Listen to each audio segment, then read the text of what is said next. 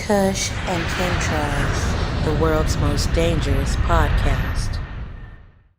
Before we wrap, I want to get into this special segment of Trip on This. Oh, it's time to trip? Let's trip. You I ready? was wondering when we were going to trip, G. Let's do it, I was dog. waiting this whole time Let's to do trip. it. I'm like, We be Smooth, is tripping. it time? It is is. it time? It is. All right, cool. Let's We be trip. tripping. Trip. We be tripping. Oh, We be tripping. yeah. We be tripping. Tripping. Nobody should be asked to handle this trip. That's some heavy shit. When you were tripping.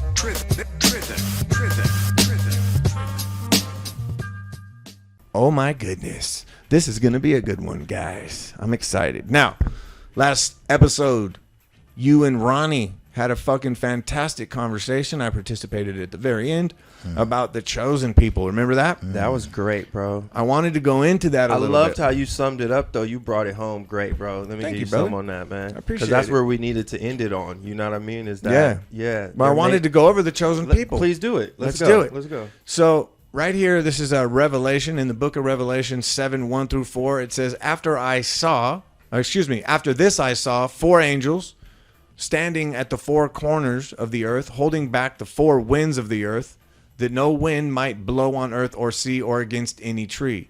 Then I saw another angel ascending from the rising of the sun with the seal of the living God, and he called with a loud voice to the 4 angels who had been given power to harm earth and sea, saying, do not harm the earth or the sea or the trees until we have sealed the servants of our God on their foreheads. And I heard the number of the sealed, 144,000 sealed from every tribe of the sons of Israel.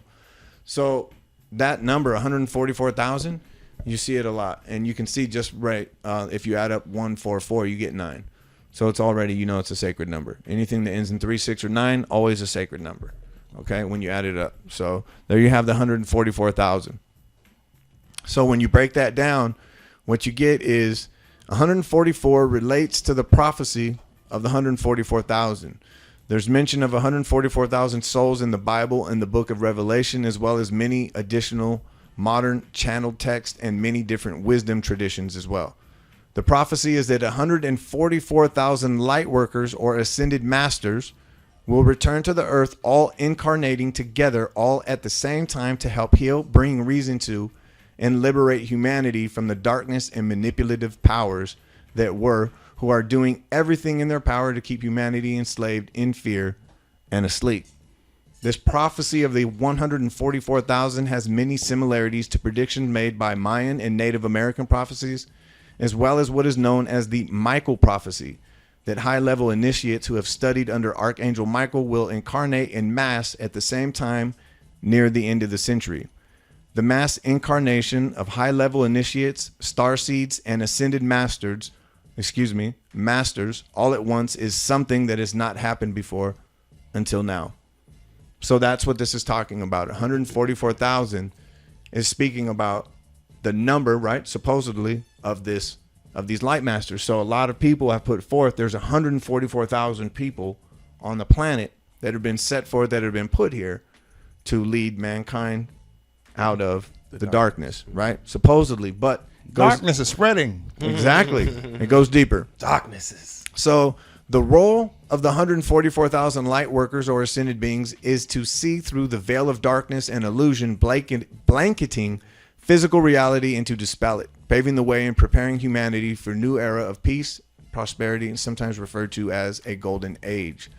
According to some, this number is symbolic, and in reality, there are far more than 144,000 light workers and higher consciousness beings present on the earth here and now to usher out the fear paradigm and beacon a new age of peace and light.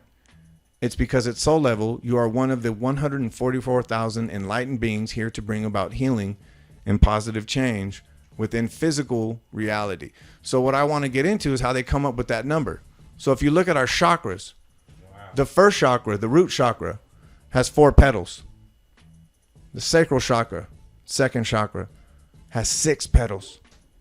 Solar plexus 10, the heart chakra 12, throat chakra 16, third eye 96. And when you add that up, you get 144. Now your crown chakra has 1,000 petals. 144 times 1,000 is 144,000. So obviously what this is saying is those that align those chakras and really bring peace and prosperity to themselves and ascend themselves into Christhood are the 144,000 This light guy's beings. good right here. This guy's good. The enlightened ones. Break Yeah. that shit down, man. So in the book of Revelation, the 144,000 souls that are saved regards to 7 chakras. Once the 144,000 or 7 chakras souls ascend to heaven or the crown chakra, one will experience a second coming of Christ, and hence higher consciousness is obtained. Kundalini yoga teaches that once the 7 chakras are fully activated, the serpent that ascends to the crown in spiritual enlightenment is received. How does the 7 chakras add to 144,000? I just showed you that. Now, in Christian Kundalini symbolism, Christ lived for 33 years, which is symbolic to the serpent energy ascending up the 33 vertebrae to crown chakra, where Christ's consciousness resides. After the death, Christ, it is said, first settles in hell or the root chakra, and then resurrects to heaven, an allegory of the Kundalini rising through the 7 chakras and reaching the crown. When one raises its serpent energy to the crown through spiritual practice, one will become its own God and king. Though as mentioned above, one will experience the struggle and, quote, crucifixion of Christ along this process. Some say that the mark on the forehead is the mark of the beast, and they may be right. The 6th chakra is often called the third eye. When you combine 3 and 6 to make 36 and then add the sum of this number, you arrive at 666.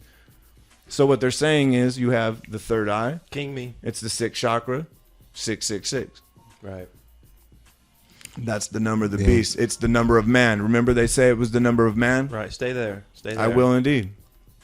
So what it told me is all of us, I feel like, are beings that are trying to ascend to a higher level, you know, to experience this consciousness that they speak of, this Christ consciousness or enlightenment, you know, whatever you may want to call it. But the key part there, Smooth, is we got to remember, because I know you get frustrated, man, and I'll be trying to tell you, man, look at this. The struggle and crucifixion of Christ are a part of the process, man. Absolutely. And I'm not saying it just to you, because obviously myself too, but for those who are given a lot, you know, a lot is expected, you know. So we're on this journey and we're trying to ascend, and we are ascending, but we got to remember, like, some of the shit comes with it, brother, you know. Kush and Chakras, the world's most dangerous podcast.